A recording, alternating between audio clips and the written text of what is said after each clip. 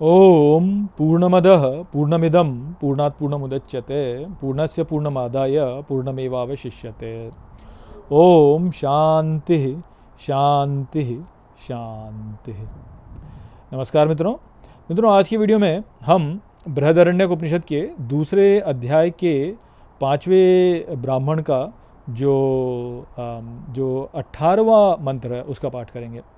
तो आइए देखते हैं कि ये मंत्र क्या कहता है। तो जो मंत्र वह कहता है, इदं वै तन्मधु दध्यांग अथर्वणो अश्विभ्याम उवाच, अर्थात यहाँ ही उस मधु को दध्यांग अथर्वण ने अश्विन कुमारों से कहा। तद एतद ऋषि पश्यन अवोचद, अर्थात उस ऋषि ने यह देख कर कहा। पुरुष चक्रे द्विपदः, अर्थात नगर 2 पैरों वाले चक्र में है। पुरुष चक्रे चतुष्पदः, अर्थात नगर 4 पैरों वाले चक्र में है। पुरः स पक्षी भूत्वा, अर्थात वह नगर पक्षी हो करके पुरः पुरुष आविशत, अर्थात नगर पुरुष प्रवेश किया। इति, अर्थात इस प्रकार स वा अयम पुरुषः सर्वासु पुरुषु पुरीशयः, अर्थात वह ही यह पुरुष सभी पुरों में शयन करता है। न एनेन किंचन अनावृतम, अर्थात नहीं इससे कुछ ढका है। न एनेन किंचन असंवृतम, अर्थात नहीं इससे कुछ छिपा है। तो यहाँ पर अब जो है हमको थोड़ी तात्विक बातें यहाँ पर बताई जा रही हैं कि क्या है वो वास्तव में। तो वो मधु जो है वह क्या है। तो बोला कि जो मधु है वह, उसको देख करके दध्यांग मुनि ने क्या कहा कि जो 2 पैरों वाले चक्र में भी नगर है और नगर जो है वह 4 पैरों वाले में भी है और पक्षी हो करके जो है पुरुष जो है वह नगर में प्रवेश किया। तो इस प्रकार से वह ही पुरुष जो है वो सभी पुरों में शयन करता है और इससे कुछ ढका नहीं है और इससे कुछ छिपा नहीं है। तो अब यहाँ पे देखिए, यहाँ पे जो है देखिए भाषा को कैसे घुमाते हैं। क्या बोला कि जो पुरुष है वो पक्षी हो करके वो उसमें पुर में प्रवेश किया। अब पुर क्या है, तो ये तो अब मुझे लगता है कि आप जानते होंगे। पुर यानी शरीर, 2 पैरों वाला और 4 पैरों वाला, और पक्षी भी 3 प्रकार से बोलते हैं ना। 2 पैरों वाले होते हैं जीव, 4 पैरों वाले जीव होते हैं या पक्षी होते हैं। तो एक तो वो कि भाई पुरुष जो ये सभी प्रकार के जीव हैं, उन सभी जीवों में वास्तव में वह पुरुष है जो प्रवेश किया। परंतु वो कैसे प्रवेश किया, वो पक्षी भूतवा, अर्थात वो पक्षी होकर के प्रवेश किया। अब पक्षी जो है, एक तो पक्षी होता है पक्षी, परंतु एक पक्षी क्या होता है, पक्ष क्या होता है, साइड। मेरा दक्षिण पक्ष, मेरा वाम पक्ष, मैंने उल्टा कर दिया जो भी है, दक्षिण पक्ष और वाम पक्ष। तो जब हम नाड़ियाँ है ना, ईड़ा नाड़ी है और पिंगला नाड़ी है। ईड़ा नाड़ी अर्थात जो डिवाइन फेमिनिन देवी, और पिंगला नाड़ी अर्थात डिवाइन मैस्कुलिन भगवान। तो दोनों में से किसी एक पक्ष में ही होते हैं ना, या तो जीव जो होगा वो मेल होगा या तो फीमेल होगा, नर होगा या मादा होगा। तो नर के रूप में भी हो सकता है, मादा के रूप में भी हो सकता है। तो पक्ष है ये।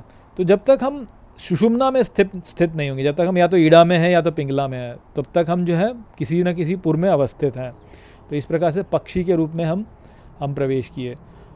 तो वो तो पक्ष है, परंतु परमात्मा साथ में होता ही है, परमात्मा साथ में होता ही है। तो इसीलिए अश्विन कुमार जो है वह दध्यांग मुनि बोला ना, दध्यांग अर्थात शरीर देने वाला। और उसने दध्यांग मुनि ने जो है अश्विनों के द्वारा जो है उस मधु को दिखाया। तो हमारा जो स्वरूप है वह मधु ही है वास्तव में। हम वास्तव में क्या है, हम मधु ही हैं वास्तव में, परंतु हम पक्ष में हैं, किसी एक पक्ष में हैं। या तो ईड़ा साइड, या तो फेमिनिन साइड है, या तो मैस्कुलिन साइड है, या तो पुरुष होगा या तो स्त्री। और पुरुष और स्त्री यानी पुल्लिंग या स्त्रीलिंग।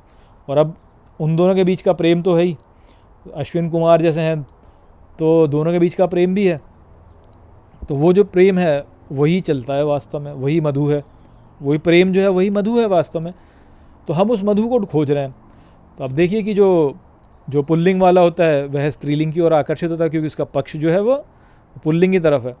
वो पिंगला नाड़ी की तरफ है, तो वो सुषुम्ना नाड़ी की ओर यदि जाएगा तो उसको क्या करना पड़ेगा, उसको ईड़ा की तरफ जाना पड़ेगा ना, तो उस पक्ष की ओर जाना पड़ेगा। ठीक इसी प्रकार से जो स्त्रीलिंग वाला व्यक्ति है, स्त्रीलिंग वाली व्यक्ति है, वो जो है उसका जो आकर्षण है वो पुरुष की ओर होगा, तो पुल्लिंग वाले का स्त्रीलिंग की ओर आकर्षण होगा, स्त्रीलिंग वाले का पुल्लिंग की ओर आकर्षण होगा। और आप ये देख लीजिए पूरी मीडिया हमारी किससे भरी हुई है, इसी चीज़ से भरी हुई होती है ना।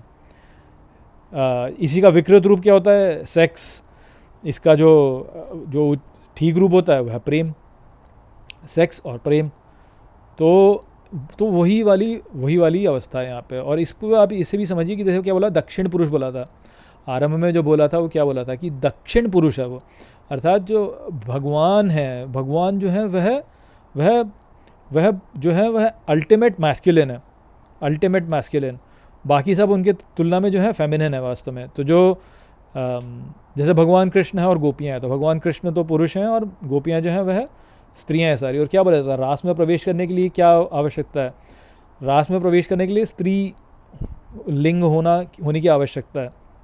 जब भगवान शिव रास में प्रवेश करना चाहे तो वह रास में प्रवेश नहीं कर सके पुरुष रूप में, उनको भी शिवानी गोपिका बनना पड़ा, उनको भी स्त्री भाव लेना पड़ा, स्त्री भाव लेकर के जो है फिर वह रास में प्रवेश कर पाए। तो परमात्मा जो है वह तो अल्टीमेट पुरुष हैं। जैसे देखिए जो हमारा नटराज वाली मूर्ति है उसमें क्या दिखाया है कि जो नटराज का जो पैर है जो मूव कर रहा है, जो पैर जो गतिमान है, वह कौन सा है, वह वाम है, वाम भाग जो लेफ्ट साइड है उनका लेफ्ट फुट जो है वो मूव कर रहा है, राइट फुट जो है वो स्थिर है अपस्मार के ऊपर, अपस्मार दैत्य के ऊपर स्थित है एकदम स्टेबल। तो जो डिवाइन मैस्कुलिन है वह स्थिर है, इसलिए भगवान शिव जो है वो क्या पत्थर के रूप में पूजे जाते हैं, क्यों, पत्थर जो स्थिर है, स्थिर होता है पत्थर एकदम। तो इसलिए जो है उनको, और वो डिवाइन मैस्कुलिन माने गए हैं, वो ही जो है वह सबके पिता माने गए हैं। और देवी जो है वह सबकी माता मानी गई हैं, और माता जो है वह चलायमान है। तो वही एक मधु जो है वह एक मधु का ही जो एक रूप है वह स्थिर रूप है, उसी मधु का एक रूप जो है वह चलायमान रूप है। तो चलायमान रूप जो है वो देवी हैं, और जो स्थिर रूप है वह भगवान शिव है। डिवाइन मैस्कुलिन अच्युत, अच्युत का अर्थ क्या होता है, जो कि चूके नहीं, स्थिर रहे एक पे ही। जैसे जब अर्जुन थे, अर्जुन को जब बोला कि तुमको पक्षी में क्या दिखाई दे रहा है, तो उन्होंने बोला कि मेरे को केवल आँख दिखाई दे रही है। तो क्या अर्थ है उसका, कि जो जो स्थिर रहेगा वह ही वहाँ जा पाएगा, वही वहाँ पहुँच पाएगा। जो स्थिर नहीं रहेगा, इधर उधर चला खिसका, वो चूक जाएगा। उसकी अवस्था जो च्यवन मुनि वाली होगी। च्यवन मुनि जो क्या है वो च्युत से आते हैं, च्यवन मुनि क्या आते हैं, बूढ़े हो गए थे, तो वृद्धावस्था को प्राप्त करेगा, बूढ़ा होगा। जो चूकेगा नहीं, जो सीधा, जिसका निशाना ठीक एकदम जिस पे है सो है, अर्थात सुषुम्ना नाड़ी जो है उस पे जो निशाना है, जिसका जो ना तो ईड़ा की ओर जा रहा है ना पिंगला की ओर जा रहा है। और सुषुम्ना नाड़ी में क्या है, मधु है। मधु क्या है, प्रेम है। तो प्रेम में अवस्थित रहेगा, जो प्रेम में अवस्थित रहेगा, एक में रहेगा। गोपियाँ जो हैं वह भगवान कृष्ण से प्रेम करती हैं, तो इसी कारण से परम गति को प्राप्त की। तो प्रेम में ही वो स्थिर हो गई उसी में। या तो प्रेम में रहो, या तो वैराग्य में हो जाओ बिल्कुल, कि बिल्कुल यानी या तो सबको अपना मानो, सबसे प्रेम करो तो प्रेम रूपी हो जाओ, या तो किसी से भी प्रेम मत करो तो फिर वैरागी हो जाओ पूरी तरह से, पर एक में अवस्थित हो जाओ, या तो प्रेम या तो वैराग्य। ऐसा नहीं है कि किसी से तो प्रेम है, किसी से जो घृणा है, किसी से तो राग है, किसी से द्वेष है, किसी से प्रेम है, किसी से घृणा है, किसी की ओर अट्रैक्शन है, किसी से रिपल्शन है। ये नहीं, या तो पूरा का पूरा अट्रैक्शन या तो पूरा का पूरा रिपल्शन, दोनों कर सकते हो तो ठीक है, कोई प्रॉब्लम नहीं। जैसे गणपति बप्पा का के 2 दांतों में से एक दांत साफ है, दूसरा दांत है केवल, एक ही दांत है उनका, क्यों, क्योंकि वो एक ही है, एक पे ही अवस्थित है, एक पे ही है वो। तो अर्जुन जो है वो एक आँख पे ही उनका, पक्षी की आँख पे ही उनका वो है ध्यान है। या जैसे वेदों में क्या बोला गया है कि 2 पक्षी जो होते हैं वृक्ष पे बैठे हुए, और फिर वो अंततः दोनों पक्षी ऊपर उठ करके एक ही हो जाते हैं। तो एक पे अवस्थित रहना है, और वो एक पे किस पे अवस्थित रहना है, मधु में अवस्थित रहो वास्तव में। और वो मधु कुछ भी हो सकता है। अब देखिए जैसे रावण था, रावण जो है वह जो है वह द्वेष में ही अवस्थित हो गया। जैसे कंस था, वह भय में ही रह गया, भय में ही रह करके जो है उसने भगवान को प्राप्त कर लिया। तो एक पे ही रहा ना, भय पे रहा, तो एक पे भय पे ही रहा बस वो, इसलिए भगवान को पा गया। ये रावण जो है वह द्वेष में रहा तो द्वेष में ही रहा, तो द्वेष में रहा तो इसलिए भी पा गया वो। ये जो शिशुपाल है वह द्वेष में रहा तो द्वेष में ही रहा, तो पा गया वो भी भगवान को। तो एक में ही रहो, और एक आपकी मर्जी, आप क्या चुनना चाहो। उसमें प्रेम चुनोगे तो सबसे बेस्ट है क्योंकि प्रेम में आनंद ही आनंद है, आनंद ही आनंद है, आनंद ही आनंद, तो प्रेम चुन लो। मधु जो है वो वैसे ही है। तो इसीलिए जो सारे उसमें बोला कि सभी मधु हैं, सभी मधु अर्थात एक में है, वो एक किसी भाव को पकड़ लो आप।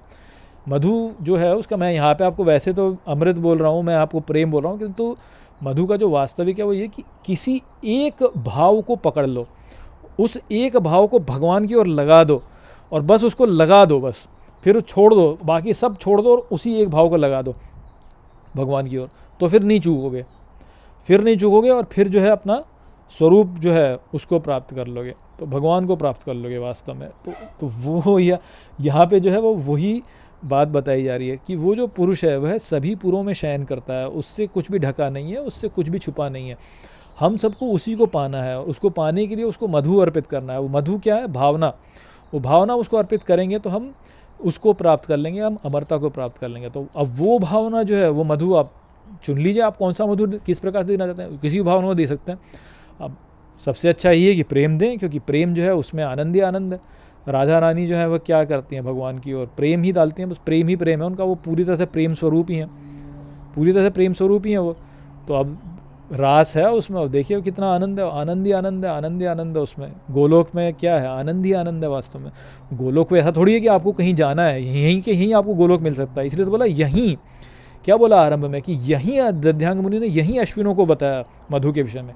वो मधु ऐसा नहीं कि कहीं गोलोक कहीं तो कहीं ऊपर आपको जाना पड़ेगा किसी गैलेक्सी में, कहीं दूसरी जगह पे, यहीं है गोलोक। गोलोक कहाँ है कि आपने आप प्रेम रूप हो गए, आप प्रेम रूप हो गए। अब फिर देखिए चारों ओर आपके क्या परिवर्तन होगा, संपूर्ण विश्व देखिए कितना सुंदर हो जाएगा तभी। तो प्रेम रूप हो गया। नहीं हो रहा है तो आपको द्वेष अच्छा लगता है, आपको क्रोध अच्छा लगता है तो क्रोध लगा दिए भगवान के ऊपर, क्रोध ही लगा दीजिए। फिर आप वे भगवान भी उसी क्रोध रूप में आएंगे और आपको ले जाएंगे। प्रेम रूप लगाओगे तो भगवान कृष्ण के रूप में आ जाएंगे और ले जाएंगे आपको। क्रोध लगाओगे तो जो है नरसिंह देव जी के रूप में आ जाएंगे और काम कर देंगे।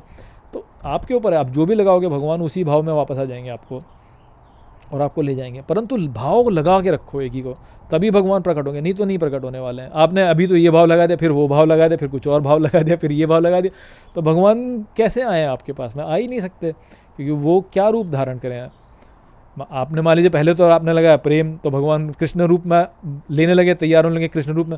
आपने प्रेम हटा के जो है द्वेष लगा दिया, तो फिर भगवान ने सोचा कि चलो अब चेंज करके जी नरसिंह देव बनते हैं। फिर आपने प्रेम की बजाय जो है आपने कुछ और लगा दिया, आपने जो है दम्भ लगा दिया, तो उन्होंने नरसिंह देव से चलो जी चेंज होकर परशुराम जी बनो। तो भगवान को ऐसे चेंज करना पड़ जाता है, इसलिए भगवान आ नहीं पाते। परंतु आप एक ही भाव को पकड़ के लगा दो तो भगवान जो है उस रूप को धारण करके आ जाएंगे और आपको ले जाएंगे अपने साथ में। तो वही वाली बात है यहाँ पे। तो वो संदेश था यहाँ पे इस मंत्र में। आशा करता हूँ कि ये मंत्र आपको ठीक प्रकार से समझ में आ गया होगा। चलिए इसी के साथ इस वीडियो को यहीं पे समाप्त करते हैं। नमस्ते।